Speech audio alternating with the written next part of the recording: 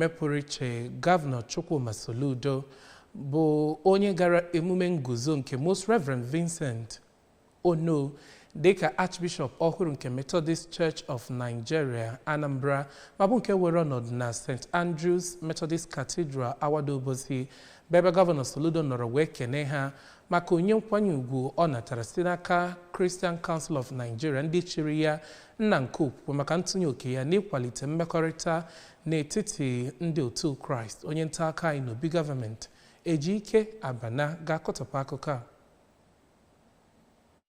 Ndị ụka Methodist maka ugwu akwanyere ya dịka nna na-achịkọba ndị otu Kraịst dum. Ọ nọ na ya bụ mmemme too Most Reverend Vincent Ono maka ya bụ ọkwa mbuli elu ebuli ya ma kọwaa na o gosiri na ọ bụ nnọọ onye kwesịrị ntụkwasị obi n'ihe banyere ndị otu Kraịst. Ya bụ mmemme bụ nke ndị si ebe dị iche iche gụnyekwere ndị isi ụka na ndị ọzọ ebe ha jikọrọ ọnụ iji wee kwanyere ya bụ Archbishop ọhụụ ugwu. Most Reverend Ono n'okwu ya ọkachasị mkpa ọ dị ka ụka dum jikọọ aka ọnụ ma kpọọ oku ka ndị otu Kraịst kaba ahụ na-ebi nnọọ ndụ ka Kraịst.